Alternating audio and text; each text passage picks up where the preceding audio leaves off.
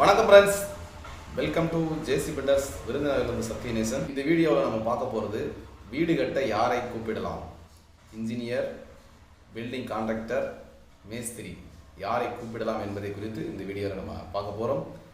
இப்போ தான் நம்முடைய சேனலை நீங்கள் முத பார்க்குறீங்கன்னா சப்ஸ்கிரைப் பண்ணிக்கோங்க. வாங்க வீடியோக்குள்ளே போகலாம்.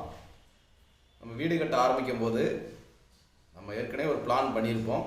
இன்ஜினியர்கிட்ட கொடுக்கலாம், அல்லது ஒரு பில்டர்ஸ்ட்டை கொடுக்கலாம், அல்லது தனிப்பட்ட பிரகாரமாக ஒரு மேஸ்திரியை கூப்பிடலான்னு சொல்லிட்டு, இது முழுக்க இந்த கேள்விக்கு நீங்கள் பதில் தேடினீங்கன்னா, யார்கிட்ட கொடுக்கலாம் அப்படின்னு சொல்லி நீங்கள் கேள்விக்கு பதில் தேடினீங்கன்னா பதிலே கிடைக்காது.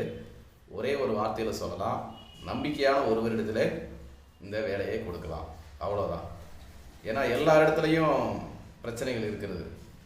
ஒரு சில இடங்களை பாருங்க, இன்ஜினியர்கிட்ட கொடுத்துருப்பாங்க, ஆனால் கடைசியில் அந்த வேலையை முடிக்காமல் போட்டு போயிருப்பாங்க.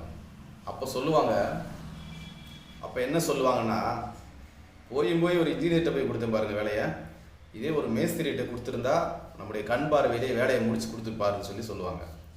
ஒரு பில்டிங் கான்ட்ராக்டர்கிட்ட போய் கொடுக்கும்போது சொல்லுவாங்க, மொத்தமாக கொடுத்துட்டேன், அவங்க இஷ்டத்துக்கு வேலை பார்க்குறாங்க, என்ன பார்க்குறாங்கன்னு என்னென்னு எனக்கு தெரியலை, எப்படி பார்க்குறாங்கன்னு தெரியலன்னு சொல்லி அப்படியும் பிரச்சனைகள் வரும். அது தனிப்பட்ட பிரகாரம் ஒரு மேஸ்திரியை கூப்பிட்டு வேலை கொடுக்கும்போது அதுலேயும் ஒரு சில பிரச்சனைகள் வரும்போது என்ன சொல்லுவாங்கன்னா, இதுக்கு தான் மேஸ்திரிகிட்டே கொடுக்கக்கூடாதுங்கிறது. ஒரு இன்ஜினியர் ஒரு படித்தவர்கிட்ட கொடுத்துருந்தா நல்லபடியாக வேலையை முடிச்சு கொடுத்துருப்பாரு, இவருக்கு ஒன்றுமே தெரியலை அப்படின்னு சொல்லி எல்லா இடத்திலும் பிரச்சனைகள் வரும். இதுக்கு எல்லாத்துக்கும் ஒரே பதில் சொல்ல போனால், நம்பிக்கையான ஒருவர், அவர் இன்ஜினியராக இருக்கலாம், அல்லது பில்டர்ஸாக இருக்கலாம், அல்லது மேஸ்திரியாக கூட இருக்கலாம். அதை நீங்கள் செலக்ட் பண்ணிக்கோங்க. அதனால் வீடு கட்டுவது முக்கியமான ஒரு வேலை.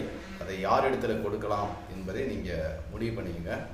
புதுசாக பலவிடங்கிட்ட போய் நம்ம வேலையை கொடுக்க முடியாது. அனுபவம் நிறைந்த ஆட்களை கொண்டு தான் நம்ம வீடு கட்ட முடியும். ஒரு எலக்ட்ரிஷியனாக இருக்கட்டும், ஒரு சென்ட்ரிங் அடப்புக்காராக இருக்கட்டும், ஒரு டைல்ஸ் ஒட்டுறவங்க இருக்கட்டும், ஒரு பிளம்பராக இருக்கட்டும், ஒரு கார்பெண்டராக இருக்கட்டும், யாராக இருந்தாலும் அனுபவம் இல்லாத ஆட்கள்கிட்ட போய் ஏதோ அறகுறையாக வேலை பார்ப்பாரு, அவரை கூப்பிடுவோமா? கூப்பிடவே மாட்டோம். தெளிவாக இருக்கணும், சூப்பராக பண்ணணும், நேம் இருக்கிற மாதிரி பண்ணணும், நல்ல ஆளாக இருக்கணும். ₹1 கூடினாலும் பரவாயில்ல, நல்ல ஆளை வச்சு வேலை பார்க்கணும், எல்லாருடைய விருப்பம். இதுக்கு நீங்கள் முழுக்க பதில் தேடினாலும் ஒரு பதிலும் கிடைக்காது.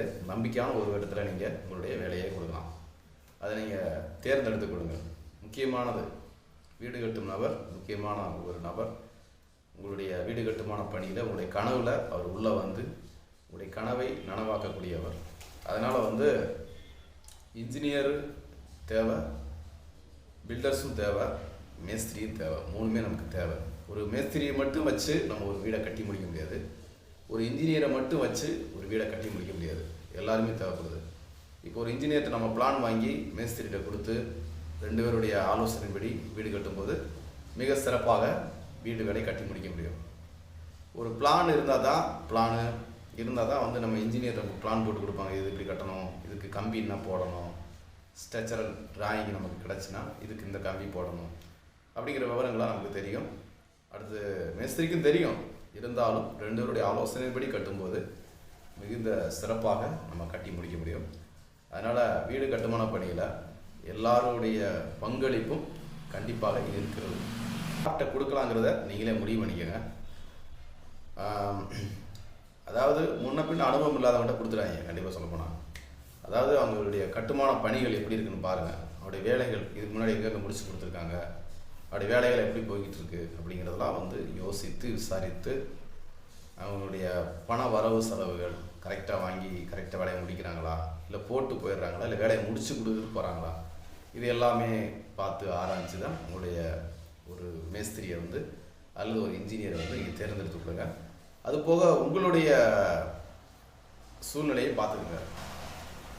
இப்போ பார்த்தீங்கன்னா, நீங்கள் ஒரு கவர்மெண்ட் ஸ்டாஃபாக இருக்கலாம். உங்களால் முழுமையாக என்ன செய்ய முடியாது, வேலை பார்க்க முடியாது, மெட்டீரியல் வாங்கி கொடுக்க முடியாது.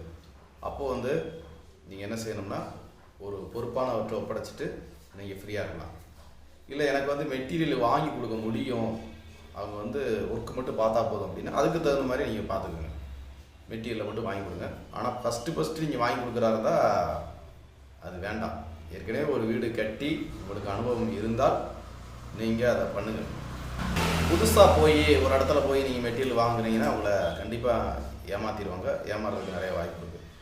நாங்கள் வந்து ஏமாற மாட்டோம். மேஸ்திரிக்கு வந்து பார்த்திங்கன்னா அடுத்தடுத்து நாங்கள் ஒர்க் பண்ணுறதுனால எங்களுக்கு வந்து ரெகுலராக அதனுடைய ஒர்க்கு, அதனுடைய மெட்டீரியலுடைய ரேட்டு, அதனுடைய மெஷர்மெண்ட் எல்லாமே நமக்கு தெரியும். அதனால் எங்களை ஏமாற்ற முடியாது. அதனால் உங்களுக்கு அனுபவம் இருந்தால் நீங்கள் மெட்டீரியல் வாங்கி கொடுத்து வேலை பார்க்க விடுங்க. இல்லை இன்னும் நீங்கள் ஃப்ரீயாகவே இருக்கீங்க, எனக்கு தெரிஞ்ச மேசன் இருக்கிறாங்க, அவங்கள வச்சு நானும் கூட மாடாக இருந்து வேலை பார்க்குறேன்னு வாய்ப்பு கிடைச்சா அப்படி இது பண்ணுங்கள்.